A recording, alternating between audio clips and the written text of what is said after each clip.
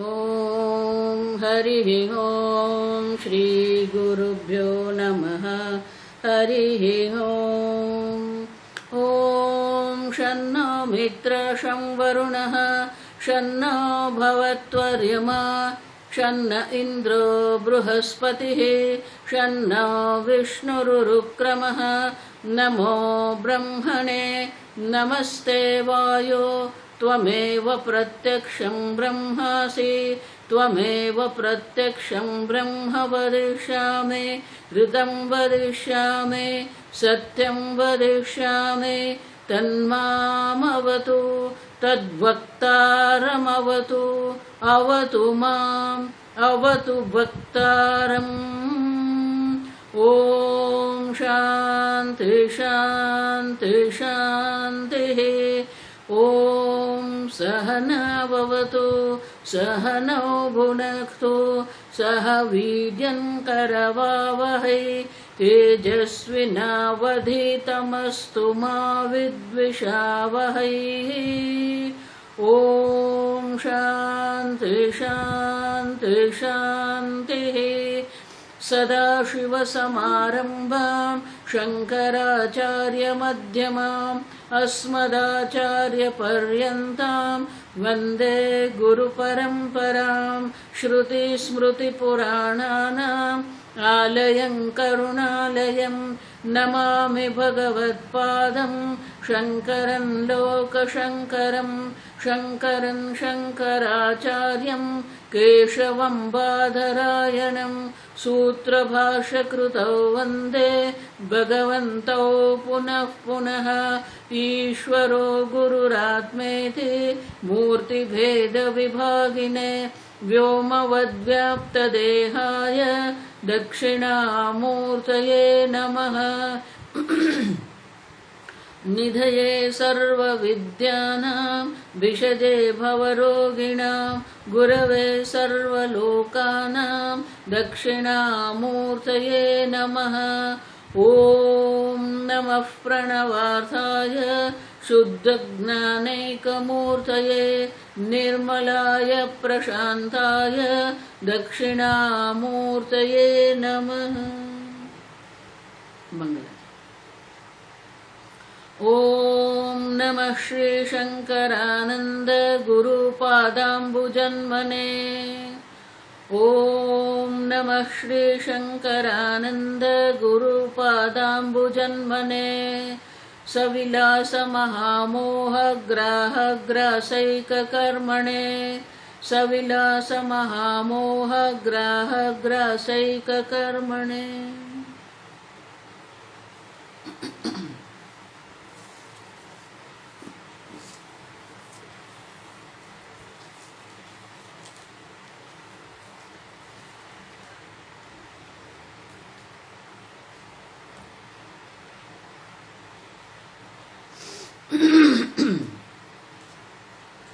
श्लोक नंबर 56। विनाक्षोदक्षमं मानं तैर्वृथा परिकल्प्यते श्रुतियुक्त्यनुभूतिभ्यः वदतां किन्नो दुःशकम्। नेक्स्ट। आस्तां दुस्तार्किकैः साकं विवादः प्रकृतं ब्रुवे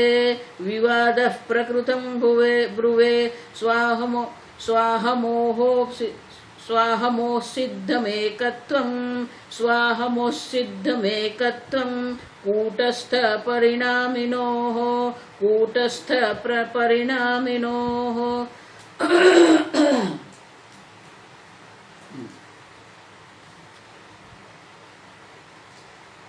वेदांतो नाम उपनिषद प्रमाणम। शास्त्र प्रमाण है और प्रमाण के बिना जो भी तर्क आप करते हैं वो तर्क ठीक नहीं है, और इसलिए कहते हैं विनाक्षोदक्षमं मानम। तार्किक लोग जो है उनका जो तर्क है वो तर्क सहन कर सके, ऐसा कोई प्रमाण ही नहीं है। आप समझो, जितना भी तर्क आपको करना है आप करो, लेकिन वो प्रमाण के अनुरूप होना चाहिए, प्रमाण उनको सहन कर सके, उनको स्वीकार कर सके, ऐसे आप तर्क करो। वृथा परिकल्प्यते, और इस प्रकार से ये कल्पना करके रखा है। दो एक हो गए, स्वत्वम और अहंत्वम, दो अलग है, लेकिन दोनों को हम एक ही देख रहे हैं। और इसीलिए कहते हैं कि ये अलग है, और जब ज्ञान हो जाता है तो ज्ञान के बाद प्रारब्ध कर्म है, प्रारब्ध कर्म के क्षय तक ये स्थूल सूक्ष्म शरीर रहेंगे। और इसीलिए कहते हैं श्रुति युक्ति अनुभूतिभ्य वदताम किम न दुष्शकम। कोई शंका की आवश्यकता नहीं है, और दुष्शकम मानी कुछ अशक्य नहीं है। श्रुति माता स्वयं कहते हैं तावदेव चिरम व्यावन्न विमोक्ष्यसे, जब तक ये शरीर है। अब देखो, छांदोग्य उपनिषद भी कहते हैं, गीता भी कहती है, आप समझो, शक्नोति यस्तोढ़ुम प्राक शरीर विमोक्षणात्, ये जीवन मुक्ति है। आप समझो, ये शरीर छूटे उनके अगले क्षण तक जो काम और क्रोध के वेग को सहन करने को समर्थ है। अब देखो, तो जीवन मुक्ति की चर्चा गीता में है, उपनिषद में भी है। युक्ति, ये युक्ति भी है, क्यों? मुक्तैषुवत अनुभूतिभ्यः, और अनुभव भी है, जीवन मुक्ति का अनुभव है। शंकराचार्य जी का एक प्रकरण ग्रंथ है जीवन मुक्ति विवेक, स्वाराज्य सिद्धि ही। अब देखो, ये सब जीवन मुक्ति की चर्चा है। इष्ट सिद्धि ही, स्वाराज्य सिद्धि ही, निष्कर्म सिद्धि, ये सब है वहां पर। और इसलिए कहते हैं कि तर्क से भी हम देखेंगे, विद्वत जनों के अनुभव से भी हम समझ सकते हैं कि प्रारब्ध क्षय तक ये स्थूल सूक्ष्म शरीर रहते हैं। और इस प्रकार से तार्किक को उत्तर देने के बाद अब 57वें श्लोक में विद्यारण्य मुनि कहते हैं बहुत हो गया ये तर्क वितर्क। आस्ताम, आस्ताम माने बस हो गया। आस्ताम दुस्तार्किकैः साकं विवादः, ये दुस्तर्क जो है दुस्तार्किक है, इलॉजिकल। पूज्य स्वामी जी कहते थे दुस्तर्क भी नहीं है, अतर्क भी है वहां पर। तो ये जो दुस्तर्क करने वाले हैं उससे हमने जो विवाद किया है, अब उसको यहां ही हम बंद कर देते हैं, छोड़ देते हैं। आस्ताम, बस बहुत हो गया। क्यों? प्रकृतम ब्रुवे, प्रकृतम मानी कि देखो, ये संस्कृत में प्रकृतम शब्द जो है उनका अर्थ होता है कि हमारा जो जो विषय है, चर्चा का जो विषय है, मुख्य विषय जो है, उसे संस्कृत में प्रकृतम कहते हैं। प्रकृतम ब्रुवे। अब देखो, हम उनकी ब्रुवे मानी हम उनकी चर्चा करते हैं। हमारा जो मुख्य विषय है वो मुख्य विषय जो है प्रेजेंट, वर्तमान में हमारा जो विषय है, चर्चा का विषय है, उसी के बारे में अब हम कहेंगे। अब देखो वो क्या है? स्वहमोहो सिद्धमेकत्वम। स्व और अहम, ये दोनों का एकत्व सिद्ध हो गया है। किसके कारण? कूटस्थ परिणामिनो हो। आप देखो, कूटस्थ चैतन्य जो है वो असंग निर्विकारी है। परिणामी, परिणामी माने विकारी है। वो क्या है? चिदाभास। बुद्धि में जो चैतन्य का प्रतिबिंब पड़ता है वो प्रतिबिंब जो चिदाभास है। तो कूटस्थ और चिदाभास का जो ऐक्य हो गया है उनकी हम चर्चा कर रहे हैं। स्व और अहम अलग है, लेकिन हमें एक ही दिखता है। एकत्वम सिद्धम, वो एकत्व देख रहे हैं। अब देखो, जो कूटस्थ है वो निर्विकारी है, ये जो चिदाभास है वो परिणामी है मानी विकारी है। तो निर्विकारी और सविकारी का ऐक्य संभव नहीं है। अब समझो। और इसलिए कहते हैं कि ये देहादि संघात, जो कार्यकरण संघात है, ये संघात में चैतन्य का प्रतिबिंब पड़ता है, वो चिदाभास को ही मैं मान के रख दिया है हमने, वहां ही अहम बुद्धि हमने करके रखी है। और इसलिए कहते हैं कि ये दोनों की जो हम चर्चा कर रहे हैं, एकत्व जो सिद्ध हो गया है, भ्रांति के कारण ये सिद्ध हुआ है, क्योंकि निर्विकारी और सविकारी एक नहीं हो सकते हैं, फिर भी हम उनको एक मान के चल रहे हैं। अब समझो, और इसीलिए कहते हैं कि एक मानने की आवश्यकता नहीं है। और हम ही कहते हैं कि एक मानते हैं लोग, ऐसा नहीं। जो कुतार्किक लोग हैं, दुष्तर्क करने वाले हैं, और जो वेदांत प्रमाण को मानते नहीं है, शास्त्र प्रमाण को जो स्वीकारते नहीं है, वो सब लोग ये स्व और अहम को एक मान के ही चलते हैं। अब समझो, और वो इतना सामान्य हो गया है कि जब हम कहते हैं कि ये स्वत्व और अहंता जो है वो अलग है, तो हमारी बुद्धि में आता ही नहीं। आजकल लोग मुझे कहते हैं, स्वामी जी ये बहुत कठिन लगता है। अब समझो कठिन क्यों लगता है, क्योंकि हमने एकत्व जो सिद्ध हो गया है वो भ्रांति से सिद्ध हुआ है। तादात्म्य अध्यास है ये तो, लेकिन वो इतना सामान्य हो गया है कि वो जब हम कहते हैं तो लोगों को समझ में नहीं आता है। अब देखो इसलिए मैं कहती हूं कि वेदांत सरल है, लेकिन हमारे मन में जो भ्रांति हम पकड़ के बैठे हैं, हमारी सोच जो हमारी है, वो सोच को बदलना पड़ेगा। वेदांत माने कि you have to change your vision. इसीलिए शंकराचार्य जी कहते हैं श्रुति मत तर्कोनुसंधीयता। श्रुति के अनुरूप जो मत है, जो तर्क है, उनका हमें अनुसंधान करना है। अब समझे, देखो मैं बार बार इसलिए कहती हूं, आपको जितनी भक्ति करनी है आप करो, आपको जितनी सेवा करनी है आप करो। अब समझो, जगत कल्याण के लिए भी आपको जो भी करना है आप करो, लेकिन आपके बारे में आप क्या सोचते हो। अब देखो, आपके बारे में आपने जो एक अभिप्राय बना के रखा है, वही अभिप्राय का आप ही विरोध कर रहे हो। मैं मर्त्य हूं, वो आपको स्वीकार्य नहीं है। मैं दुखी हूं, वो आपको स्वीकार्य नहीं है। अब समझो, आप कितनी पूजा पाठ करो, कितने भी करो, लेकिन आपका जो मूलभूत जो अभिप्राय है, मूलभूत जो समस्या है, फंडामेंटल जो प्रॉब्लम है, अब देखो। और इसलिए विद्यारण्य मुनि कहते हैं कि ये दुष्तर्क करने वाले हैं, वो एकत्व को सिद्ध करते हैं, वो भ्रांति है। तादात्म्य अध्यास में हम बैठे हैं, लेकिन वो तादात्म्य अध्यास इतना सामान्य है कि उसके ऊपर हम प्रश्न ही नहीं उठाते। और जब कोई कहता है तो हमें ऐसा लगता है कि स्वामी जी ये तो बहुत कठिन है। कठिन नहीं है, आप समझो। विचारम न सहते, आप विचार करना, शास्त्र विचार का आरंभ करो। आप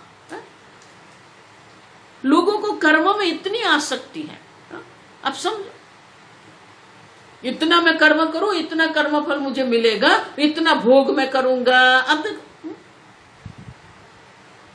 तो कर्म में हमारी बुद्धि इतनी आसक्त होकर बैठी है कि जो निष्कर्म्य है, जो अकर्ता अभोक्ता आत्मा है, उनकी चर्चा में हमें रुचि नहीं पड़ती है। देखो इसलिए मैं कहती हूं, कर्म फल से जो वैराग्य है उसे हम भक्ति कहते हैं, कर्मयोग कहते हैं। जाही विधि रखे राम ताही विधि रहे, जो भी कर्म फल हमें प्राप्त होता है वो हम स्वीकार करते हैं। कर्म फल में जो आसक्ति नहीं है वो कर्मयोग और भक्ति योग है। लेकिन कर्मों में जो आसक्ति करके हम बैठे हैं, वो कर्म की आसक्ति को जो छोड़ना है, वो जो वैराग्य, कर्म से जो वैराग्य है, वो आपको वेदांत में ले जाए। इसीलिए मुंडक उपनिषद में भी क्या कहते हैं, परीक्षलोकान कर्मचितान, ये कर्म से जो प्राप्त है हमें, उनकी आप परीक्षा करो। नास्ति अकृतः कृतेन, ये मोक्ष की प्राप्ति आपको नहीं करवा सकते हैं। अब समझो, ये आपको पुनरपि जननम पुनरपि मरणम के चक्र में पाड़ने वाला है। और इसीलिए ये कर्म से ही हमें वैराग्य होना चाहिए। भगवान वही कहते हैं, आप कितना भी कर्म करो, कितना भी पुण्य कर्म करो, तेतम भुक्त्वा स्वर्गलोकम विशालम क्षीणे पुण्य मर्त्यलोकम विशंति। कितना पुण्य करेंगे, जितना भी पुण्य कर्म किया है, वो पुण्य के प्रताप से वो आपको स्वर्गलोक मिलेगा। लेकिन अनंत काल की दृष्टि से आप देखेंगे तो वो जो आपको स्वर्ग की प्राप्ति आपको होती है, लेकिन वो भी क्या है, क्षीणे पुण्य मर्त्यलोकम विशंति। भगवान ये कर्म से ही वैराग्य की बात करते हैं। अब समझो, यामिमां पुष्पितां वाचः प्रवदन्ति विपश्चितः वाद वेद वादरताः पार्थ नान्यदस्ति इति वादिनः स्वर्ग काम कर्म फल। अब देखो वो कहाँ भटकते हैं, वो स्वर्ग में स्वर्ग परायण है, आत्म परायण नहीं है, मोक्ष परायण नहीं है, वो कर्म परायण है, कर्म में बैठे हुए हैं, उसी को ही सब मानते हैं। श्रुति भी प्रतिपन्ना थे। अब देखो उसकी बुद्धि ये श्रुति में ही पड़ी हुई है। वेदवादरता पार्थ नान्यदस्ति इति वाद, इससे और कुछ है ही नहीं। अब ये पूजा करो, ये पूजा करो। अब देखो बड़े बड़े महात्मा लोग भी क्या करते हैं, यही करते हैं, आप समझो। और जो साधना करने वाले हैं वो जो है वो अनुभव के चक्कर में पड़े हुए हैं।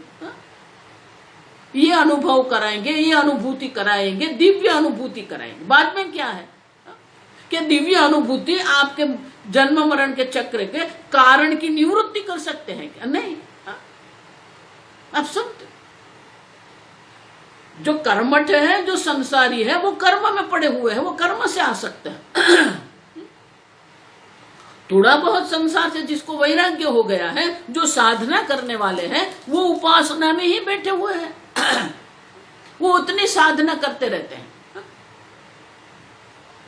तो कर्म में आसक्ति दोनों की है, संसारी की भी कर्म में आसक्ति है, जो उपासक है तो उपासना भी कर्म ही है, तो उसकी आसक्ति भी कर्म में है। और वो उपासना के द्वारा, ध्यान के द्वारा विशेष प्रकार की अनुभूति का बात करते हैं।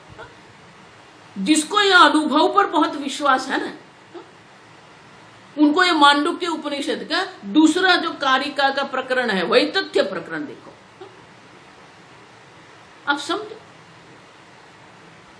शंकराचार्य जी के दादा गुरु, परम गुरु जो थे गौड़पादाचार्य जी, आपके एक एक अनुभव को पकड़ के हटा दिया, वही तथ्य है ही नहीं। आप समझो, लेकिन अनुभव के चक्कर में हम, स्वामी जी इसलिए कहते एक्सपीरियंसर हंटर कहते हैं उसको। तो जो संसार से वैराग्य करके बैठे हैं वो अनुभव के पीछे पड़े हुए हैं। अब समझो, और इसीलिए विद्यारण्य मुनि कहते हैं ये सब दुष्तर्क करने वाले हैं, समझते नहीं है, स्व और अहम को एक करके बैठ गए हैं और उसी को सामान्य मान के चल रहे हैं। अब समझो, और इसलिए विद्यारण्य मुनि कहते हैं कि ये जो लोग हैं वो एकत्व सिद्ध करके बैठे हैं और उसी को ही सब मानते हैं। तो ये क्यों होता है, तो आगे के श्लोक में कहते हैं, बहुत सुंदर है, आप समझो। ब्राह्म्यन्ते पंडितं मन्याः, ब्राह्म्यन्ते पंडितं मन्याः, सर्वलोकितैर्थिकाः, सर्वलौकिकतैर्थिकाः, अनादृत्य श्रुतिं मौर्ख्यात्, अनादृत्य श्रुतिं मौर्ख्यात्, केवलां युक्तिमाश्रिताः, केवलां युक्तिमाश्रिताः। देखो तीन बात हुई। पहली क्या है, दूसरी पंक्ति में अनादृत्य श्रुतिम, क्यों? मूर्ख्यात, मूर्खता है उनकी। श्रुति का, वेद का अनादर करना ये मूर्खता है। अब समझो, वेद कभी भी ऐसा नहीं कहते हैं कि मोक्ष एक अनुभव है। पूज्य स्वामी जी हमेशा कहते थे मोक्ष is not an event, understand, एक विशेष अनुभव नहीं है, एक प्रसंग नहीं, अवसर नहीं है। मोक्ष is not an event, it is you. आप है जो नित्य मुक्त आत्मा है। अब समझो, मोक्ष कोई एक अवसर, एक प्रसंग, एक अवस्था नहीं है। अब समझो, श्रुति माता ऐसा नहीं कहती। श्रुति माता तो क्या कहती है? नित्य मुक्त शुद्ध बुद्ध स्वभाव। अब देखो, नित्य शुद्ध बुद्ध मुक्त स्वभाव, ये आत्मा तो नित्य शुद्ध है, नित्य मुक्त है। अब समझ, तो ये जो श्रुति है, ऐसी श्रुति का अनादर करते हैं हम। ये मूर्खता है। मूर्खता, मौर्ख्यात माने कि मूर्खता के कारण ये श्रुति का अनादर करते हैं। केवलम युक्तिमाश्रिता, और वो लोग इतने तर्क को आश्रित बन के बैठ गए हैं, इतने तर्क वितर्क करते रहते हैं। केवल तर्कमाश्रिता श्रुति मनादृत्य, श्रुति का मूर्खता के कारण, देखो आप समझो ये विरोधाभास है। एक और देखो तो बहुत तर्क कर रहे हैं तो अपने को बुद्धिशाली मान रहे हैं वो लोग, लेकिन अगर देखें तो क्या है, मूर्खता है। श्रुति का अनादर करना ये मूर्खता है। देखो इसलिए मैं बार बार कहती हूँ, हमारी जो संस्कृति है वो वैदिक संस्कृति है, सनातन धर्म है हमारा, आप समझ। और वेद जो भी चर्चा करते हैं वो चर्चा आपके अनुभव से परे नहीं है। Don't think that we don't have to go beyond the experience. आप देखो आपके ही अनुभव। मैं वेदांत में क्यों आई? क्योंकि हमारे ही अनुभव का जो सूक्ष्म विश्लेषण करके हमें बताते हैं कि हम क्या है। आप समझो ठीक से। और इसलिए कहते हैं कि जो श्रुति का अनादर कर रहे हैं, मूर्खता के कारण श्रुति का अनादर करते हैं और केवल युक्ति में पड़े हुए हैं और अपने को क्या मानते हैं, पंडितम मन्याः। अब देखो, अब समझो, अविद्यायाम अंतरे वर्तमानाः स्वयं धीराः पंडितम मन्यमानाः। उपनिषद में भी यही कहते हैं। देखो एक एक शब्द से हमें वो श्रुति याद करनी पड़ती है। अविद्या में बैठे हुए हैं, अपने स्वरूप को जानते नहीं हैं और मानते हैं अपने को पंडित। देखो ये पंडित शब्द गीता में भी है। अर्जुन को भगवान क्या कहते हैं? वही कहते हैं, यही कहते हैं कि अर्जुन देख तेरे अंदर ही विरोधाभास है, तेरी सोच में विरोधाभास है, तेरे विचार में विरोधाभास है। अब सच पहले ही श्लोक में भगवान ने बता दिया, अशोच्यानन्वशोध, जो दुख जो शोक करने योग्य नहीं है उनके लिए तू शोक कर रहा है। लेकिन वास्तविकता क्या है? पंडिताः न अनुशोचन्ते, लेकिन तू शोक कर रहा है, तू शोकग्रस्त है। जो पंडित है वो कभी शोक नहीं करते हैं, लेकिन तू शोक कर रहा है, शोकग्रस्त है, शोक निमग्न है। और तेरी वाणी कैसी है? अब समझो, अशोचनन्वशोचस्त्वम् प्रज्ञावादश्च वाद। तेरी भाषा तो प्रज्ञावान, पंडितों की भाषा से तू बोल रहा है, लेकिन वास्तविकता तो ये है पंडित वो है जो कभी शोकग्रस्त नहीं होता। अब समझो। और इसलिए विद्यारण्य मुनि कहते हैं अपने आप को तो पंडित मानते हो, तर्क वितर्क करते हैं और अपने आप के इतना गौरव अपने के लिए होता है, मैं किसी को भी मेरे सामने रख दो मैं उसको ये कर दूंगा, हरा दूंगा। और इसलिए कहते हैं ऐसे जो पंडित अपने को पंडित मानने वाले हैं, जो केवल तर्क पर चल रहे हैं और श्रुति का अनादर करने वाले हैं, वो कौन है? भ्रामयन्ते। अब देखो वो भ्रमित हो गए हैं और स्वयं भी भ्रमित हो गए हैं, अन्य को भी वो भ्रमित कर रहे हैं। इतने बड़े बड़े महात्मा हम कहते हैं, लेकिन वो महात्मा को श्रुति का कोई आदर नहीं था,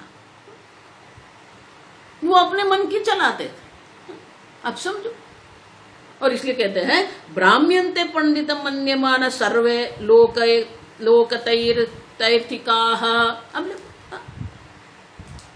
ये लोक में जो है बिल्कुल शास्त्र लौकिक माने कि कोई शास्त्र का उनका संस्कार ही नहीं है, लौकिक है, बुद्धि ही लौकिक बुद्धि है। मैंने क्या खाया, मैंने क्या पिया, मैंने क्या भोग किया, अब समझ, लौकिक बुद्धि है, अर्थ और काम में पड़े हुए। देखो अभी ये जो आधुनिक जगत जो है, संपूर्ण आधुनिक जगत में यही चल रहा है। मेरे पास कितना धन है और मैं कितना अच्छा भोग कर सकता हूं, अब लौकिक लौकिकतैर्थिकाः। अब देखो उसी में ही पड़े हुए हैं, लौकिक जगत में हम बैठे हुए हैं। आप समझो। और एक दो नहीं है, आगे के सब आएंगे श्लोक में। ये एक स्व और अहम को एक करके बैठे हुए हैं और एक नहीं है, हमने देखा। देह में अहम बुद्धि है, प्राण में अहम बुद्धि है, इंद्रियों में अहम बुद्धि है, मन में अहम बुद्धि है, बुद्धि में अहम बुद्धि करके बैठे हैं, अहंकार में अहम करके बैठे हैं। अब देखो, और अपने को मानते हैं मैं तो पंडित हूं, लेकिन ये भ्रांत है। भ्राम्यंत मानी स्वयं भी भ्रांति के वश में है और दूसरे को भी वो भ्रांति में डाल रहे हैं। और इसलिए आगे कहते हैं अविद्यायाम अंतरे वर्तमान स्वयं धीरा पंडितम मन्यमान। अपने को पंडित मान के वो चल रहे हैं। द्रम्यमाणा परियंति मूढ़ा,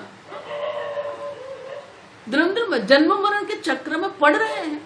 मूढ़ा, मोहित हो गए, मोहमापन्ना। देखा हमने आगे। इतना ही नहीं, स्वयं तो भ्रमित है ही, स्वयं तो भ्रम में बैठे हुए ही है।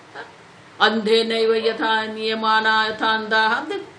स्वयं अंध है और दूसरे अंध को बोल रहे हैं आ जाओ मैं आपको काशी ले जाऊंगा। ये संघ काशी नहीं पहुंच सकता है। आप समझो, काशी मानी मोक्ष नगरी है, मोक्षपुरी है। और इसलिए कहते हैं स्वयं भी भ्रमित हुए हैं और दूसरे को भी वो भ्रमित कर रहे हैं। और वो पड़े हुए कहाँ है? ये लौकिक में। आप समझो, लौकिक मानी कि देहादि में ही पड़े हुए हैं, अनुभव में पड़े हुए हैं। संसारी लोग जो देहादि में पड़े हुए हैं, जो साधक है, जो श्रुति का अनादर कर रहे हैं, जो साधक है, संसार से वैराग्य करके बैठे हैं, लेकिन वो जो है वो अनुभव के पीछे पड़े हुए हैं। अब दिव्य अनुभूति, कौन सी अनुभूति? आप स्वयं दिव्य हो, अनुभव करने की आवश्यकता नहीं है। दिव्यो ही पुरुष। देखो, ये पुरुष जो है वो दिव्य मानी स्वतः सिद्ध स्वप्रकाश चैतन्य स्वरूप आप है। कोई विशेष अनुभव की आपको आवश्यकता नहीं है।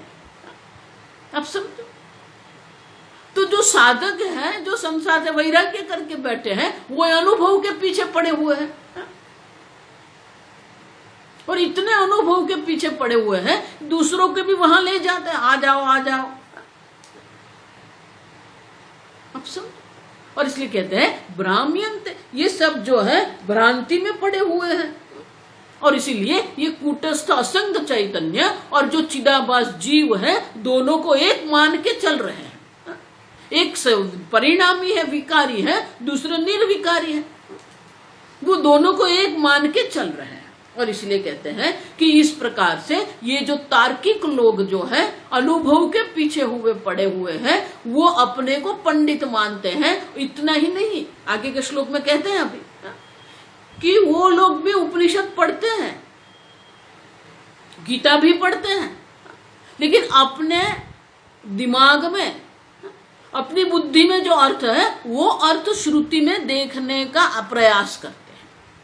अब समझते हो, श्रुति क्या कहती है ऐसा नहीं, आपने जो अपने मन में अभिप्राय बना के रखा है, वो अभिप्राय को सच्चा बताने के लिए बिल्कुल अयोग्य रूप से वो श्रुति का अवतरण करते हैं और कहते हैं देखो श्रुति में ऐसा कहा है।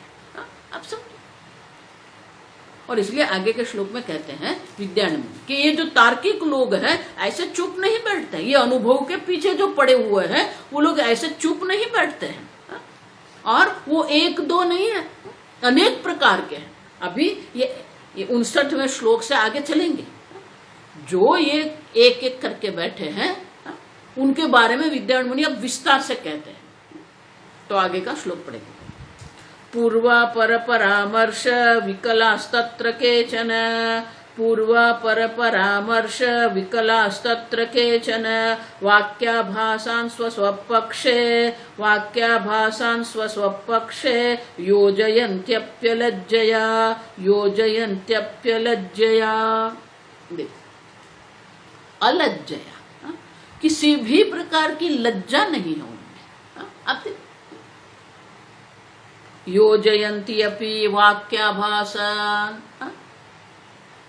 श्रुति वाक्य जो उपनिषद के जो वाक्य है वो श्रुति के वाक्यों को वाक्य का अवतरण करते हैं, लेकिन श्रुति क्या कहती ये समझने के लिए नहीं, स्व पक्ष योजयंती।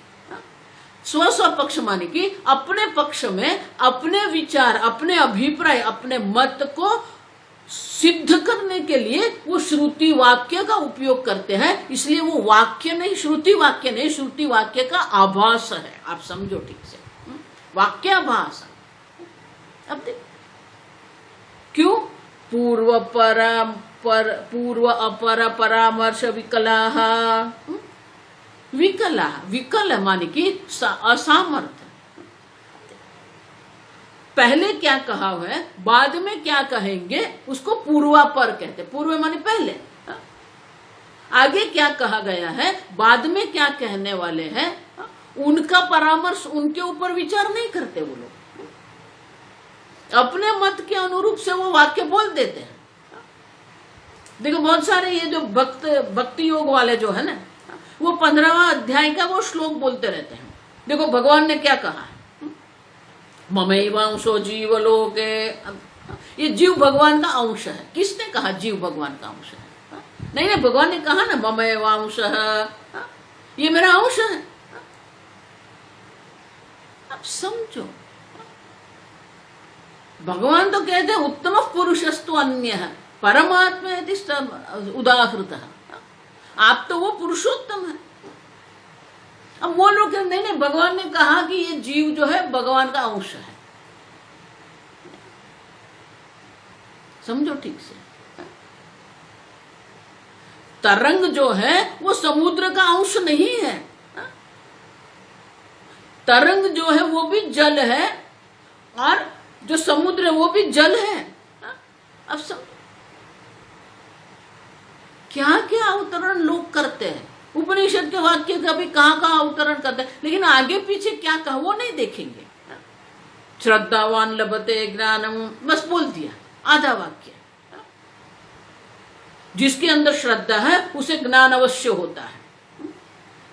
अरे ये तो चौथा भाग हुआ श्लोक का, पहली पंक्ति का पहला पाद है ये तो। श्रद्धावान लभते ज्ञान, ये आधा कोटेशन करते हैं, आधा अवतरण करते हैं। बिल्कुल गलत है। आप समझो, बाकी के 2 शब्द तो देखो आप, किसको ज्ञान होगा? श्रद्धा होने मात्र से ज्ञान नहीं होता है। श्रद्धावान लभते ज्ञानम तत्परः संयतेन्द्रियः। आप देखो, श्रद्धा मात्र से ज्ञान नहीं होता, तत्पर। आपको तत्परता है क्या आत्मज्ञान की? आपको मोक्ष की तत्परता है क्या? नहीं है। नहीं, हमारा तो ये भी ठीक है, वो भी ठीक है, हमारा तो खाना पीना भी है और मोक्ष भी प्राप्त करना है, कुछ नहीं होगा। अब समझो, मुनि मोक्ष परायण, मोक्ष परायण है कि नहीं आप? तत्परता आप में है कि नहीं मोक्ष प्राप्त करने की? तत्परता माने कि वो आपके जीवन का प्रथम लक्ष्य है। अब समझो, संयतेन्द्रिय, अपनी इंद्रियों पर संयम है कि नहीं उनका? बात बात पर क्रोध करते हैं, बात बात पर अपशब्द बोलते हैं, बात बात पर क्या क्या करते हैं, झूठ भी बोल देते हैं। अब समझो, संयतेन्द्रिय, कर्म इंद्रिय पर अपना प्रभाव होना चाहिए, प्रभुत्व होना चाहिए, ज्ञानेन्द्रिय पर अपना प्रभुत्व होना चाहिए। माने कि हमारा व्यक्तित्व जो है, पूर्ण रूप से व्यक्तित्व पर हमारा प्रभुत्व होना चाहिए, तत्परता हमें होनी चाहिए, और फिर जब श्रद्धा होती है तो ज्ञान होता है। इसलिए शंकराचार्य जी वहां भाष्य में कहते हैं, श्रद्धा मात्र से ज्ञान नहीं होगा, तत्परता भी होनी चाहिए। शंकराचार्य जी कहते हैं श्रद्धा और तत्परता होने मात्र से भी ज्ञान नहीं होगा, श्रद्धा होनी चाहिए, तत्परता होनी चाहिए, संयत इंद्रिय भी होना चाहिए, तीनों होना चाहिए। आप समझो, लेकिन ये भक्ति योग वाले वो इतना आधा करके बोल देते हैं, श्रद्धावान लभते ज्ञानम, श्रद्धा करो ज्ञान हो जाएगा, कभी नहीं होगा। आप समझते हो मैं क्या बोल रही हूं? पूर्व अपर का वो विचार करते ही नहीं। परामर्श माने कि विचार करना है, आगे पीछे का कोई विचार वो करते नहीं है, और फिर अपने को पंडित मानते हैं। अब देखो, और इसलिए विद्यारण्य मुनि कहते हैं कि ये आगे पीछे का तो कोई विचार करते नहीं है। अब सोचो, भगवान का पहला ही उपदेश क्या है? अशोचनन व शोचस्तम। अब देखो, भगवान ये नहीं कहते कि मैं आपको शोक से निवृत्त करूंगा, भगवान कहते हैं कि आपका शोक करना ही योग्य नहीं है। अब देखो, वो तर्क है, आपका शोक अयोग्य है, शोक से निवृत्ति नहीं करनी है। समझते? भगवान आपको मोक्ष देने वाले नहीं है, आप नित्य मुक्त आत्मा है। इसलिए मैं कहती हूं, जो महात्मा जो कहते हैं आप हमारे पास आ जाओ, हमारे शरण में आ जाओ, हम आपको मोक्ष की अनुभूति कराएंगे। और हम लोग भी क्या है, बोलता भी दीवाना है, सुनता भी दीवाना है। नहीं नहीं स्वामिनी जी, वो टीवी पर उनका प्रोग्राम आ रहा है, दिव्य अनुभूति कराते हैं, जाओ।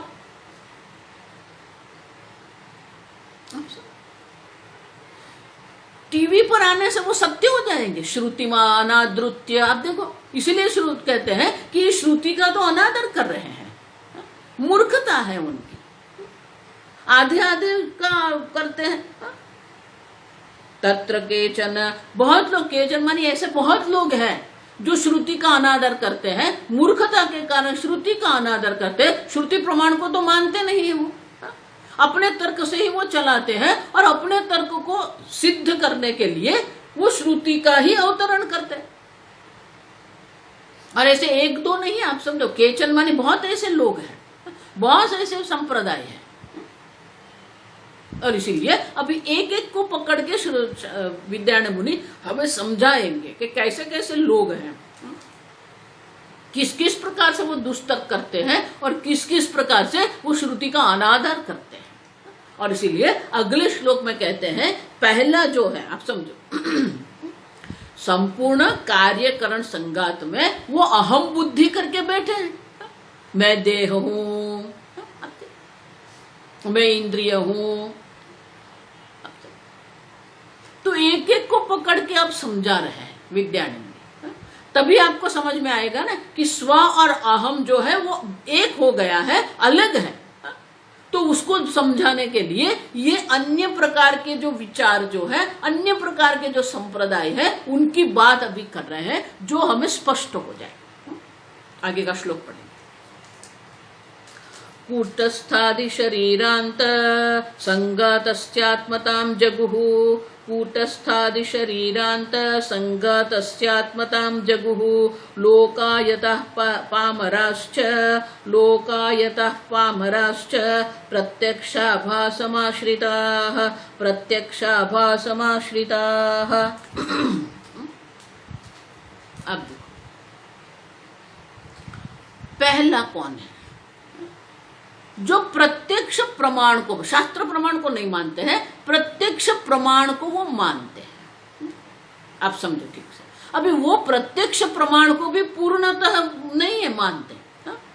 मैंने कहा ना, अपने एक सोच बना के उन्होंने रखा है और अपनी सोच को सत्य पुरवार करने के लिए ये प्रत्यक्ष प्रमाण का उपयोग करते हैं, श्रुति प्रमाण का उपयोग करते हैं। आप समझो। और इसीलिए कहते हैं कूटस्थादि शरीरांत संगतस्य, प्रत्यक्ष आभास आश्रिताः। वो किसको आश्रित है? श्रुति आश्रित नहीं है, प्रत्यक्ष प्रमाण को भी आश्रित नहीं है, प्रत्यक्ष प्रमाण के आभास को वो आश्रित है।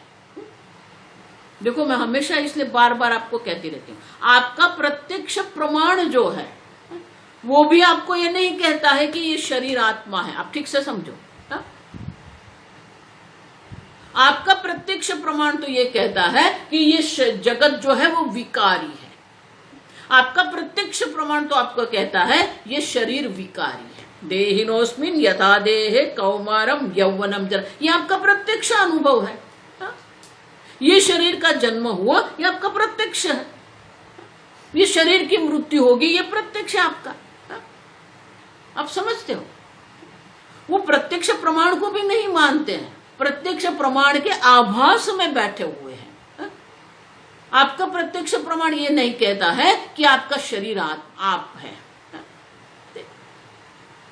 और इसलिए विद्यारण्य मुनि कहते हैं वो किसी भी प्रमाण को नहीं मानते। श्रुति प्रमाण को तो मानते ही नहीं है, लेकिन प्रत्यक्ष प्रमाण जो आपको अनुभव करवा रहे हैं वो प्रत्यक्ष प्रमाण के अनुभव को भी आप नहीं मानते हो।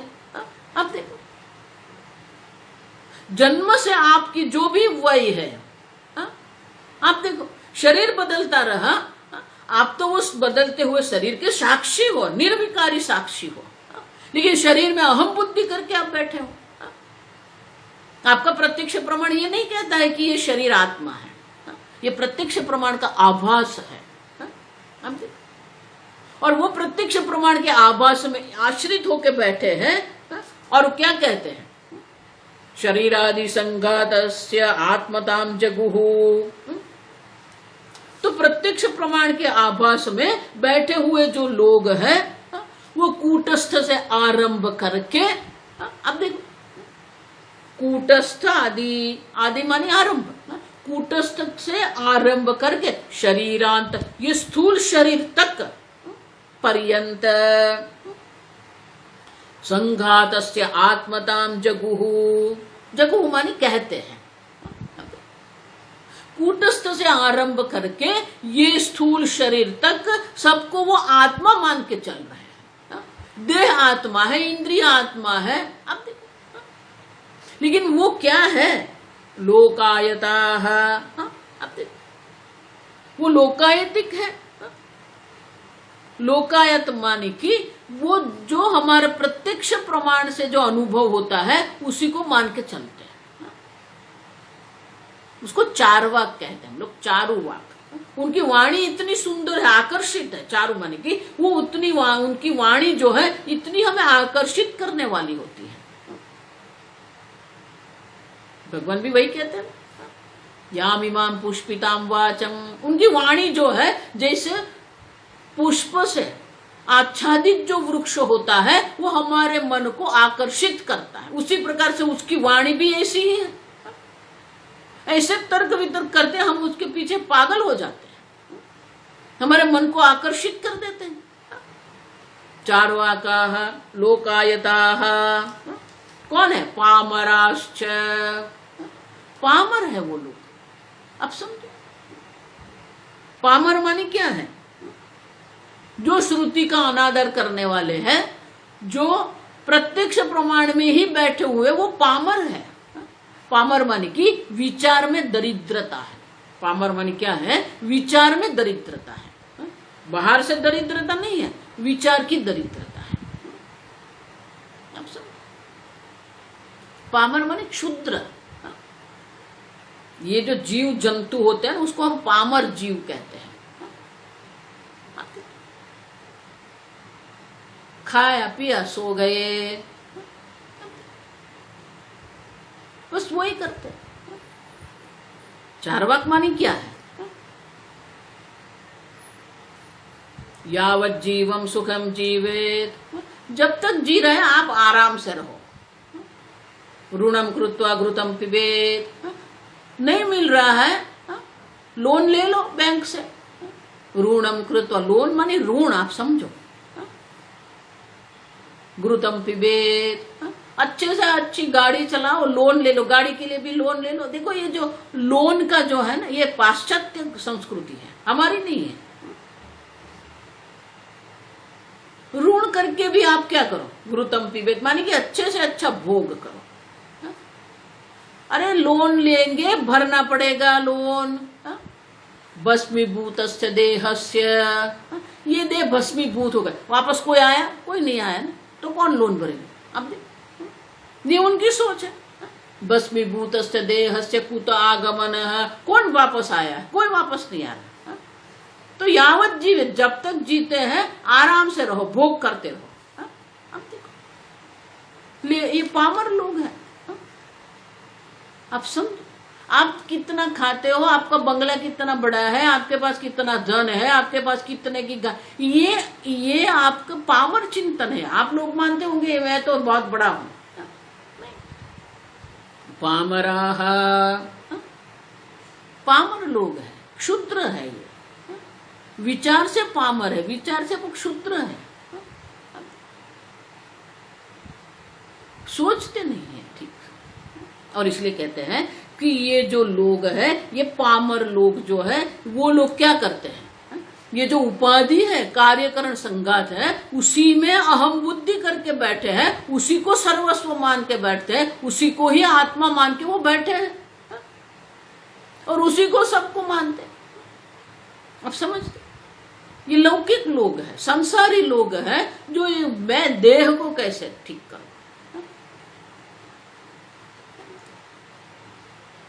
देखो द्रोणाचार्य की सोच भी क्या थी, वही थी, पुत्रे पुष्टे हम पुष्ट है, पुत्रे नष्टे हम नष्ट। हम देखो उनकी बुद्धि पुत्र में आसक्त होकर बैठ गई थी।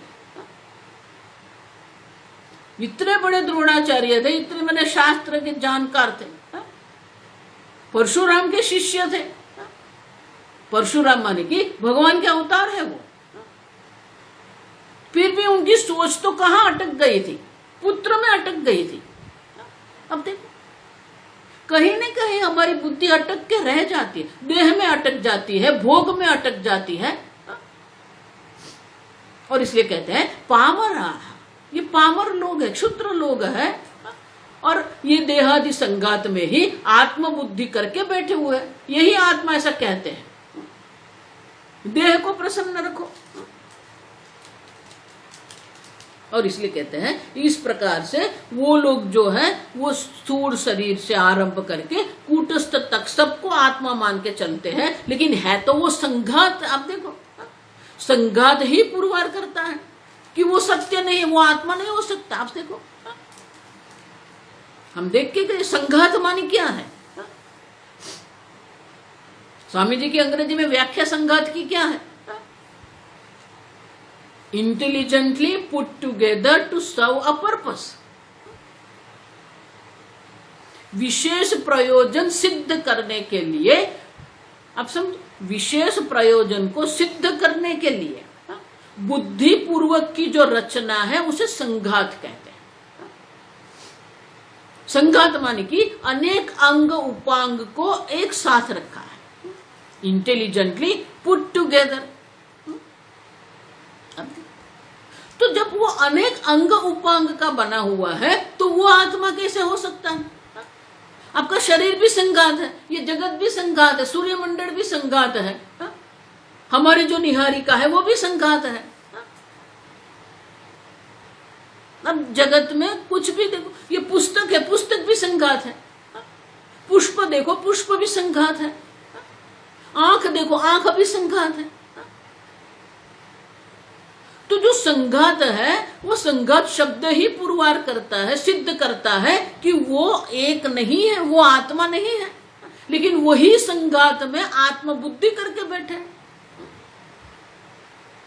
अब पुष्प जब कहते हैं तो वो जो दंड है वो दंड पुष्प है नहीं है, उसका जो वज्र है वज्र पुष्प है नहीं है, उसके जो दल है वो दल पुष्प है नहीं है, उसके अंदर जो पुकेसर है वो पुष्प है नहीं है। अब देखो, तो जो पुष्प नहीं है वो एकत्र होके पुष्प कैसे बन गए, समझ में आता है।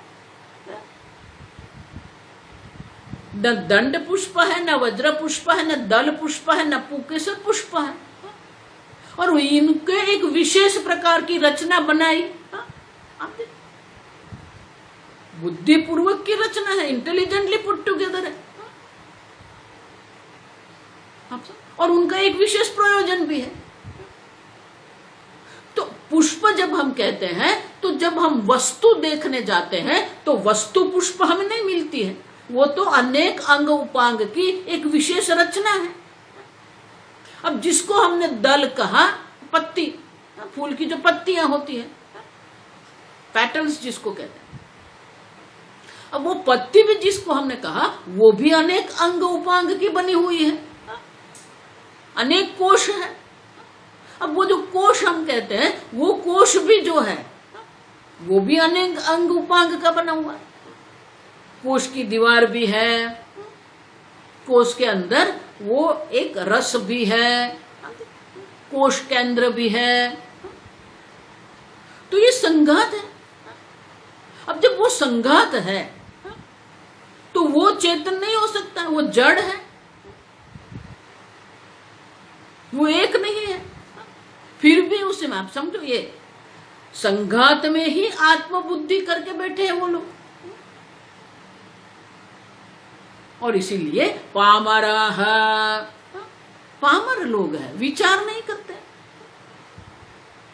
लोकायताः, प्रत्यक्ष आभास आश्रिताः, प्रत्यक्ष प्रमाण को भी नहीं, प्रत्यक्ष प्रमाण के आभास को आश्रित होकर बैठे हैं। मानी कि अपने प्रत्यक्ष प्रमाण के द्वारा जो ज्ञान होता है उनका भी वो अनादर करते हैं। श्रुति का तो, श्रुति प्रमाण का तो अनादर कर ही रहे हैं, लेकिन अपने प्रत्यक्ष प्रमाण का भी वो अनादर कर रहे हैं। और प्रत्यक्ष प्रमाण का जो आभास है उसी को सत्य मान के वो सब चल रहे हैं, उसी में पड़े हुए हैं। अब भोग को ही सर्वोच्च सब कुछ मानते हैं। देखो ये सब जो है आसुरी वृत्ति है। आप 16वें अध्याय में गीता के 16वें अध्याय में आप देखेंगे, दैवासुर संपत्ति में यह सब असुर संपत्ति है।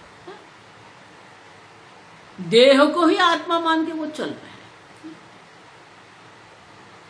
और इसलिए कहते हैं इस प्रकार से ये प्रत्यक्ष प्रमाण वाले जो है, प्रत्यक्ष प्रमाण के आभासवादी जो है, वो अपने सिद्धांत को ही, आप समझो, अपने सिद्धांत को सत्य पुरवार करने के लिए वो श्रुति का भी आश्रय लेते हैं। आप समझो वो कैसे श्रुति का आश्रय लेते हैं, वो आगे के श्लोक में दर्शाते हैं। श्लोक पढ़ेंगे। श्रौति कर्तुं स्वपक्षन्ते, श्रौति कर्तुं स्वपक्षन्ते, कोशमन्नमयं तथा, कोशमन्नमयं तथा, विरोचनस्य सिद्धान्तं, विरोचनस्य सिद्धान्तं, प्रमाणं प्रतिजग्निरे, प्रमाणं प्रतिजग्निरे, प्रमाणम प्रतिजग्निरे, उसी को प्रमाण मानते हैं, उसी को प्रमाण मान के उसकी प्रतिज्ञा करते हैं कि यही सत्य है। श्रौति कर्तुम स्वपक्षन्ते, श्रौति कर्तुम माने कि श्रुति के स्वपक्ष को श्रुति के अनुकूल बनाते हैं। श्रुति, श्रौत माने कि, श्रौति माने श्रुति के अनुकूल, अपने पक्ष को श्रुति के अनुकूल वो दर्शाते हैं। किस प्रकार से? कोशमन्नमयं तथा, अब देखो तैत्तिरीय उपनिषद में कहा अन्नम ब्रह्मेति व्यजानात्। देखो मैंने कहा ना, आगे कहा, पूर्वापर का नहीं देखते, पहले क्या कहा बाद में क्या कहेंगे वो नहीं देखते हैं, बस एक वाक्य पकड़ लिया, अन्नम ब्रह्मेति व्यजानात्। तब देखो, पर पहले क्या क्या, सत्यम ज्ञानम अनंतम ब्रह्म, वो नहीं देखना है। अन्नम ब्रह्मेति व्यजानात्, ये अन्न ब्रह्म है, अन्नमय कोश शरीर है, वो ब्रह्म है। देखो बताया, तो वो कौन सिद्धांत है? विरोचनम सिद्धांतम, विरोचनस्य सिद्धांतम, ये विरोचन का सिद्धांत है। राक्षस कुल के जो राजा थे विरोचन थे, ये विरोचन का सिद्धांत है कि देह आत्मा है। बृहदारण्यक में ये आख्यायिका थी। एक बार इंद्र को इच्छा हुई आत्मज्ञान की, ब्रह्म विद्या की। उस वक्त ये इंटरनेट नहीं था, फेसबुक भी नहीं था, ट्विटर भी नहीं था, टीवी भी नहीं थे, टेलीफोन भी नहीं था, मोबाइल भी नहीं था, कुछ भी नहीं था। अब इंद्र को इच्छा हुई मुझे प्राज्ञान प्राप्त करना है, ब्रह्म ज्ञान प्राप्त करना है। अब कहाँ जाएंगे? प्रजापति ब्रह्मा जी, ब्रह्मदेव के पास गए। अब इंद्र स्वर्ग से ब्रह्मलोक में ब्रह्मदेव के पास प्रजापति पिता के पास गए। अधीहि भगवो ब्रह्मेति। अब जब इंद्र गए तो इंद्र जो स्वर्ग के राजा है वो प्रजापति पिता के पास गए। अब तीनों लोक में ये समाचार पहुंच गए, बिना इंटरनेट के। आप समझो, टीवी भी नहीं था, इंटरनेट भी नहीं था, कुछ भी नहीं था, तब भी ये समाचार तीनों लोक में पहुंच गए। इंद्र ब्रह्म ज्ञान के लिए ब्रह्मदेव के पास गए। अब विरोचन के ये समाचार मिला, वो असुर के राजा, ये सूर के राजा, देवताओं के राजा थे, ये दैत्य के राजा थे। अब उन्होंने सोचा कि देवता के राजा जो है वो ब्रह्म ज्ञान के लिए परम पिता प्रजापति के पास गए, तो वो भी मेरे पिताजी हैं, मैं भी ब्रह्म ज्ञान प्राप्त करूंगा। अगर देवताओं के राजा ब्रह्म ज्ञान प्राप्त करते हैं तो मैं दैत्य का राजा, मुझे भी ब्रह्म ज्ञान चाहिए। वो भी पहुंच गया वहां पर। अब इंद्र ने कहा मुझे ब्रह्म ज्ञान चाहिए, विरोचन ने भी कह दिया मुझे ब्रह्म ज्ञान चाहिए। दोनों पहुंच गए। एक आसुरी संपत्ति है, एक दैव संपत्ति, एक सात्विक है, दूसरा तामसिक है। अब दोनों ब्रह्मा जी के पास आ गए। अब ब्रह्मा जी सोच में पड़ गए, क्या करें। अब सुनो, एक सात्विक है, देवता है, दूसरा तामसिक है, आसुरी प्रकृति वाला है। अब ब्रह्मा जी सोच में पड़ गए, करे क्या। दोनों उनके पुत्र हैं। तो ब्रह्मा जी ने बीच का मार्ग निकाला, मध्य मार्ग कहते हैं। तो प्रक्रिया का आरंभ करके कहा अन्नम ब्रह्मेति व्यजा, ये देह ब्रह्म है, सोचो, जाओ सोचो, ये देह ब्रह्म है।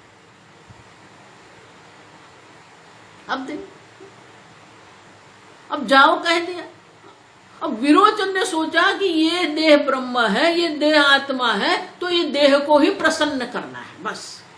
खाओ पियो मौज करो, रात को खाओ पियो, दिन को आराम करो।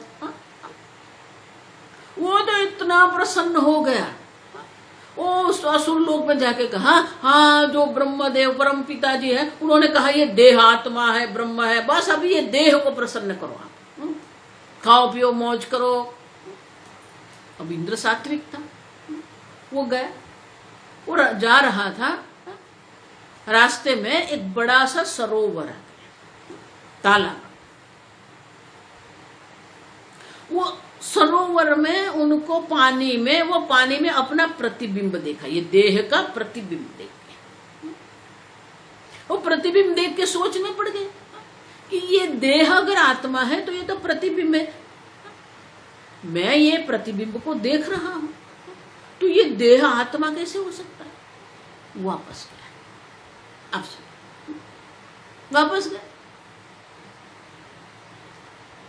देखो तैत्तिरीय उपनिषद में भृगुवल्ली में भी वही है, अन्नम ब्रह्मेति व्यजानात् सतपोतप्यत सतपस्तप्त्वा।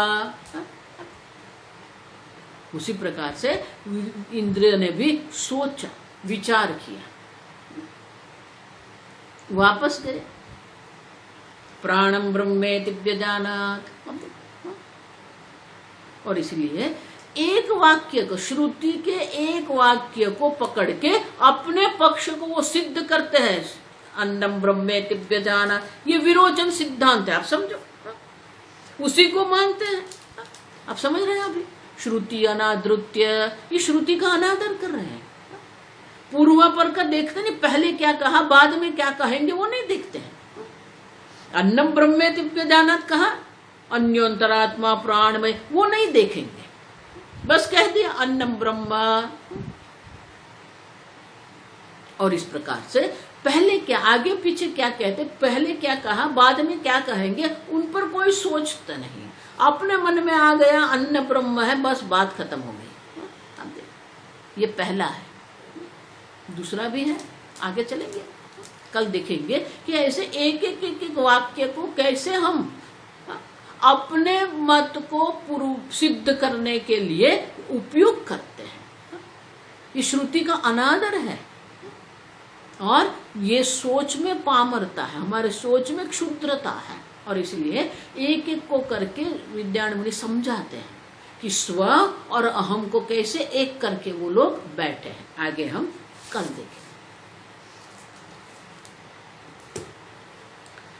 ओम स्वस्ति प्रजाभ्यः परिपालयन्तां न्यायेन मार्गेण महीं महिषाः गोब्राह्मणेभ्यः शुभमस्तु नित्यं लोकाः समस्ताः सुखिनो भवन्तु काले वर्षतु पर्जन्यः पृथिवी सस्यशालिनी देशो यंक्षोभरहितः ब्राह्मणाः सन्तु निर्भयाः ओम सर्वेषां स्वस्तिर्भवतु, सर्वेषां शान्तिर्भवतु, सर्वेषां पूर्णं भवतु, सर्वेषां मङ्गलं भवतु, सर्वे भवन्तु सुखिनः, सर्वे सन्तु निरामयाः, सर्वे भद्राणि पश्यन्तु, मा कश्चित् दुःखभाग् भवेत्, असतो मा सद्गमय, तमसो मा ज्योतिर्गमय,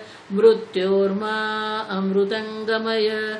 ॐ पूर्णमदः पूर्णमिदं पूर्णात् पूर्णमुदच्यते, पूर्णस्य पूर्णमादाय पूर्णमेवावशिष्यते। ॐ शान्ति शान्ति शान्तिः। हरिः ॐ श्री गुरुभ्यो नमः। हरिः ॐ।